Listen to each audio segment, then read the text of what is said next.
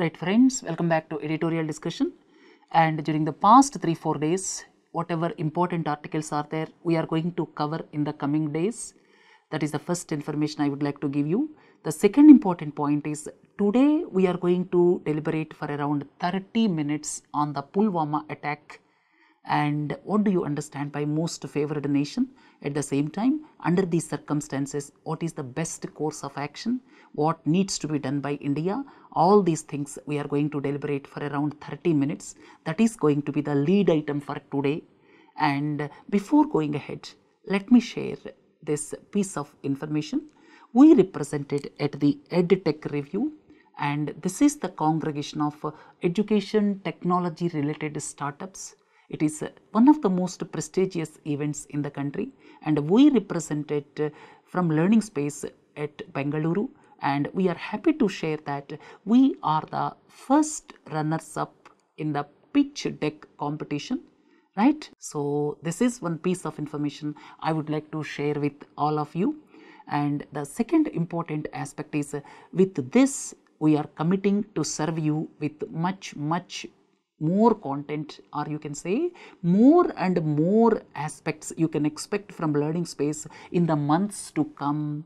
And the second point is we insisted on quality from the beginning, and our goal, our motto will continue to be the highest quality. That should be our paramount aspect, right? With these words, let us move on to unfortunate event where at least 40 CRPF personnel were killed, and in this context we are going to deliberate what are the prevailing circumstances, and the next one is what the government is doing, what more needs to be done. So therefore the discussion revolves around 3 aspects, and the first aspect which we are going to concentrate on the prevailing circumstances. Before going ahead, please have a piece of information. This was published a few months ago. In the last 10 years, the number of fatalities, that means whether the killing of civilians, security personnel and terrorists in Jammu and Kashmir, highest in 2018. And number of incidents of violence was among the highest. And here from 2006 to 2012, what I mean to say is during the past decade, the number of deaths, or you can say the fatalities of civilians, security personnel and terrorists, that was the highest in 2018, right? And here you see Pulwama, this is having one of the highest deaths, as well as Kupwara, Baramulla, and now the present incident occurred in Pulwama district of Jammu and Kashmir. And here you see, here the insurgency was its peak. The insurgency was at its peak since 1990s, and by the time 2005, 2006 or so, it in fact subsided. And now if you see, for the last 3 years, the trend is reversed. It has not reached that peak of late 1990s or early 2000s, but now it is pertinent to mention the incidents and the casualties are on the increasing trend during the past 3 years. This is the important point to note, right? And now prevailing or changed circumstances, or you can say what is the conducive environment. Here if you see, political vacuum in Jammu and Kashmir is the first reason, and second one is after the killing of Burhan Wani, right? Around 2-3 years ago, Burhan Wani, he was killed, and later on there are increasing instances in Jammu and Kashmir where youth are falling prey to the designs of Jaish-e-Mohammed and other groups. All of you are familiar. Jaish-e-Mohammed and other groups are having the tacit support from across the border, right? And some polarizing incidents across the country are also strengthening the separatist elements in Jammu and Kashmir. And one more important aspect is the movement of number of vehicles in a convoy and allowing the civilian vehicles made the situation easy for the terror elements. You see, until 2002-03, security convoys were moved in a box with civilian traffic kept off the highway.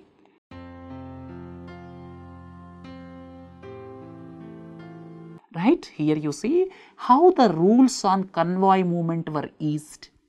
Right here, the first aspect we are talking about is what is the conducive environment with regard to this attack. The first one we have seen political vacuum in Jammu and Kashmir. Jammu and Kashmir is under president's rule at present, and subsequent to killing of Burhan Wani, there were increasing incidents which we have seen during the past 2-3 years or so. For the past 2-3 years, the trend is increasing.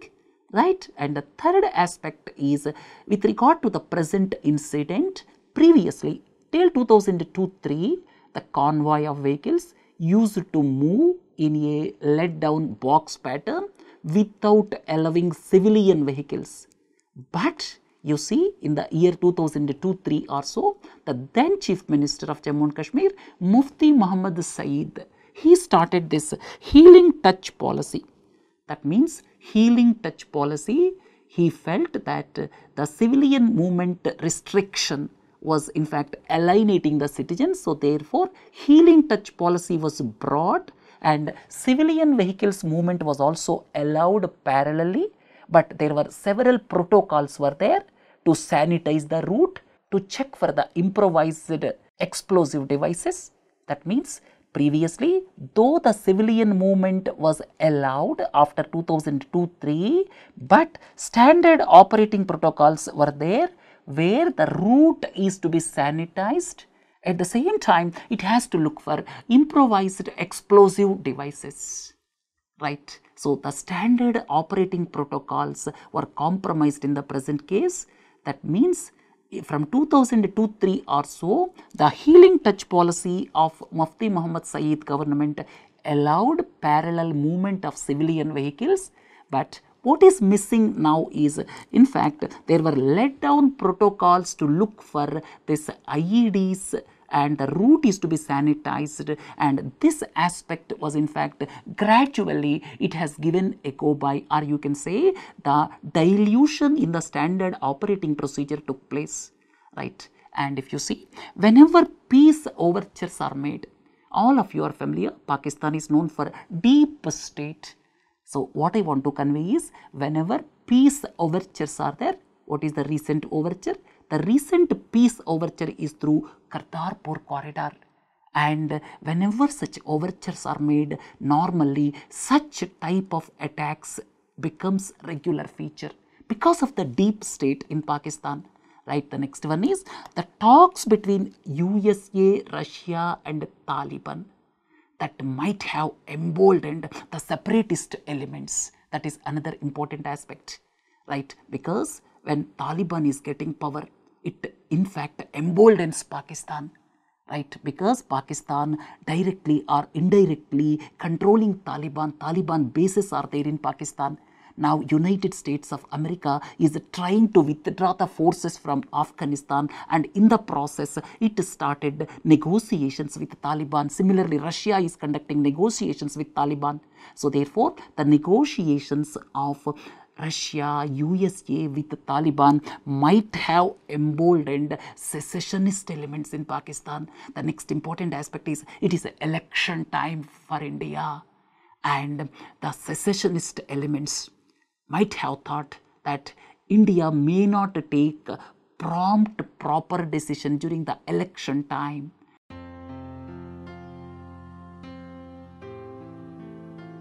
Right, and the present incident clearly indicates that the Jaish-e-Mohammed is able to take Kashmiri youth, and this is change in the strategy. In fact, previously Kashmiri youth were used for logistic support, but now Kashmiri youth became the suicide bomber.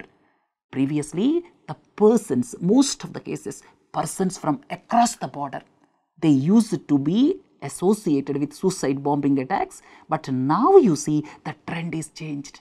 Now our Kashmiri youth became the suicide bomber.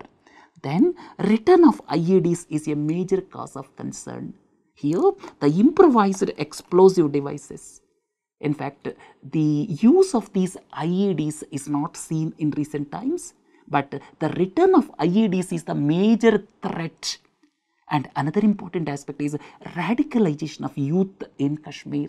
because of the jihad which is going on in countries like Syria, Afghanistan, right? So because of all these things, we are facing the problems, and this is the conducive environment, or you can say prevailing or changed circumstances as far as Pulwama attack is concerned, right? And government's actions.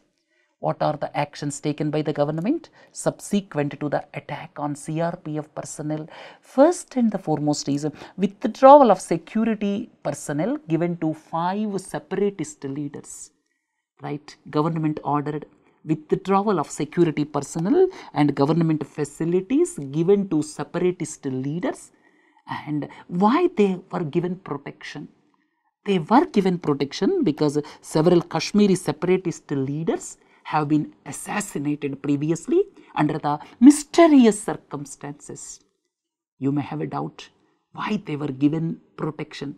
They were given protection because several separatist leaders were assassinated in the mysterious circumstances previously, and I am not going into the details. And here the demand for withdrawal of security was in fact raised previously also, but when state governments were there, they could not take that type of important decision. But since the state is under president's rule, now such a decision could be taken by the center, right? And here it is a political signal that center is set to follow a policy of no tolerance. That is the important aspect. And some of those leaders are facing charges of money laundering and others, right? Then the second one is Ministry of Home Affairs approved a plan to charter flights for the transport of CAPF personnel in the routes of Srinagar, Delhi, Srinagar, and Srinagar, Jammu, Srinagar. Please don't forget, right? So this is another important development. They will be moved by the flights. This is the second important development. Third one is India withdrawn most favored nation status accorded to Pakistan, right? I would like to spend 5 minutes on this most favored nation treatment, and this is as per Article 1 of the GATT, right? So, which is the cornerstone of WTO. This is as per Article 1, and I have mentioned here about Article 1 of GATT, and here Article 1 talks about any advantage, any privilege, any immunity granted to one country, right? Very important.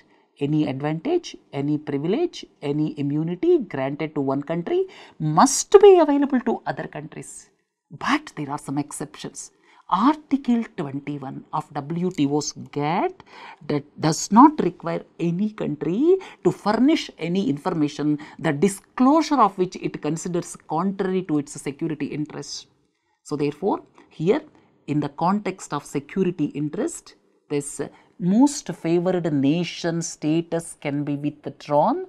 And please don't forget, India has given MFN status and Pakistan has not given MFN status. All of you are very clear about it. And here Article 21 talks about the security interests. India is now withdrawing most favored nation status to Pakistan, right? And it need not reveal any information, any reasons why it is withdrawing, because Article 21 gives protection to the country, right? Then it requires every WTO member country to accord MFN status to all other member countries, but Pakistan has not granted, and it has not granted in the interest of security, you can say. Right? Now India is withdrawing MFN status, and MFN status is applicable for both tariffs and trade barriers. When you look at customs duties, please recollect, India already increased customs duties up to 200% or so. So therefore, India can take action against Pakistan with regard to increasing the customs duties. Previously, when MFN was there, most favored nation was there, India cannot take that decision. That means the hallmark of this most favored nation treatment is non-discrimination. It is not granting any favoritism. Please understand carefully. MFN means not granting favoritism to any country, but it is non-discrimination. There should not be any discrimination. But once it is withdrawn, then you can put tariff barriers, you can put trade barriers, you can put non-tariff barriers. Already India increased the customs duties up to 200% on some goods. So therefore, please have clarity on this most favored nation. It is a non-discrimination for WTO members, and when there is some genuine reason, countries can withdraw it. So India is now withdrawing, Pakistan has not granted it.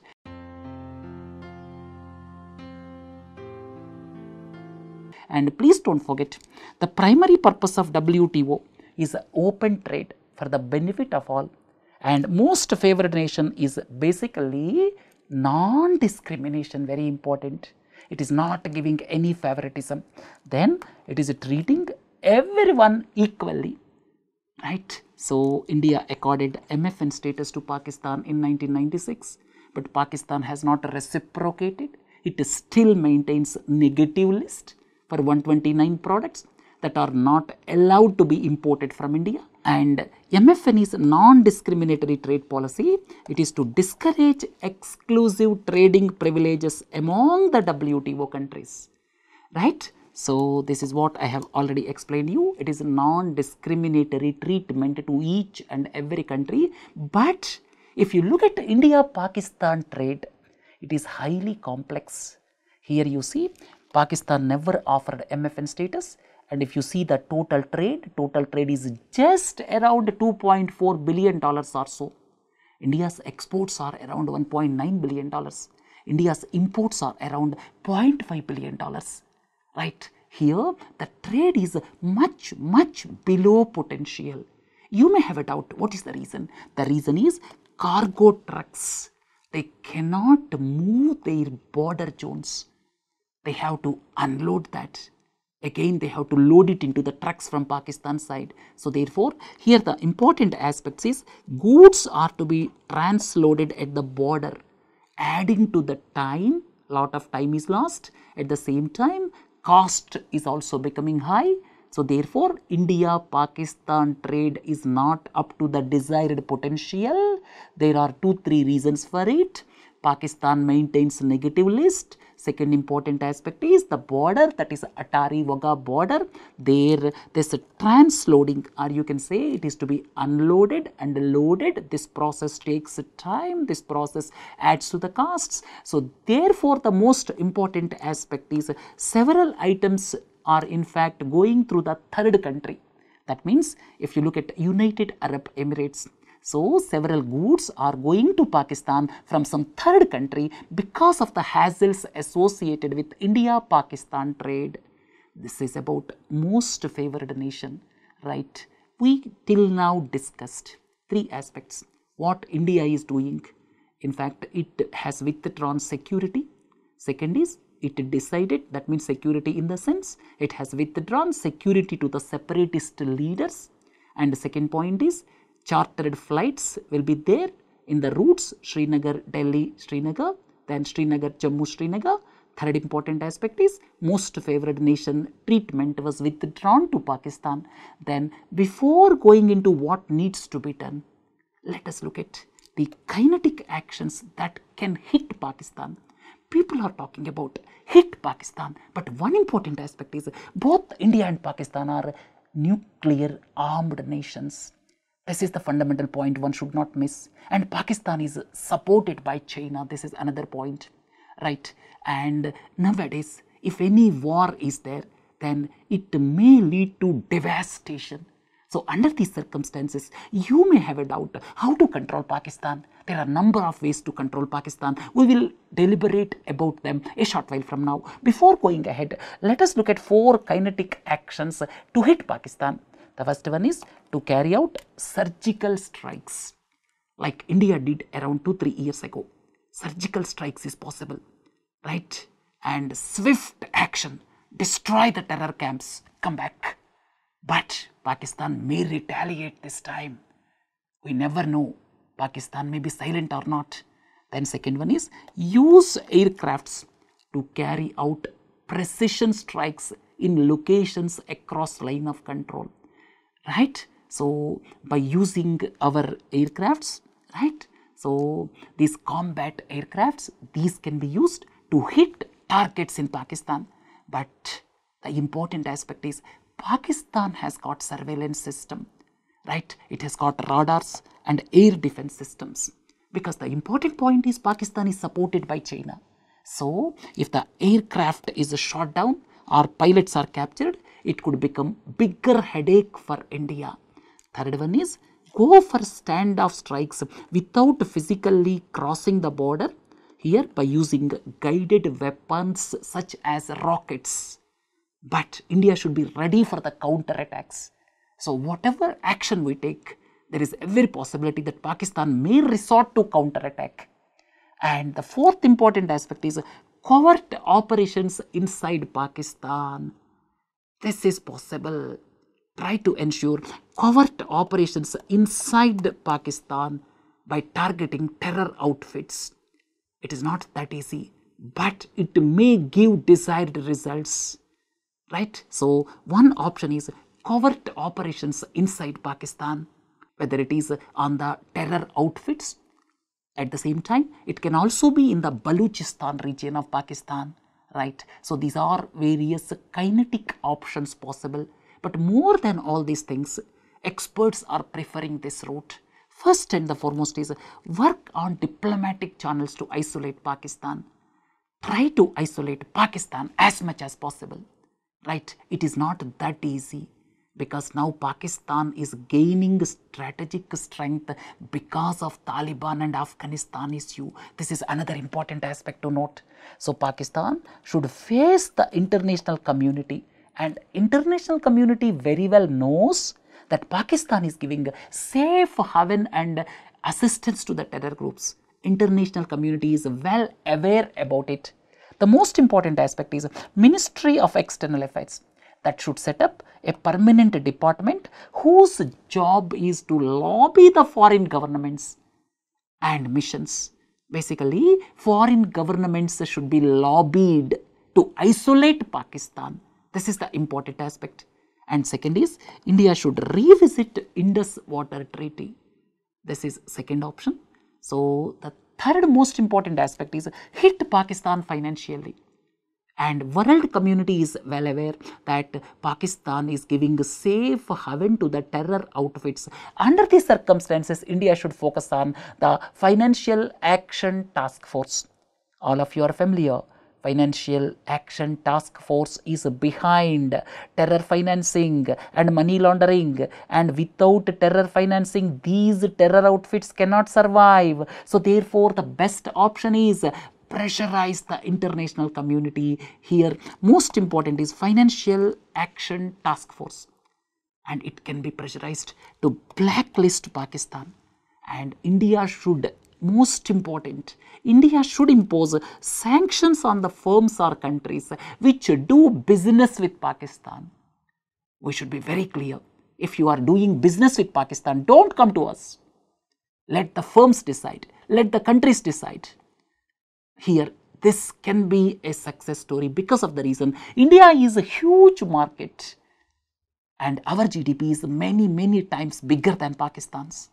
So therefore, India should look at this type of arrangement with various firms or countries. If you are having relationship with Pakistan, don't come to us.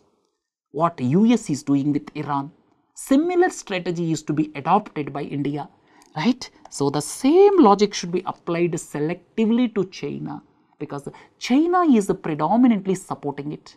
So therefore, the most important aspect is our actions should affect China.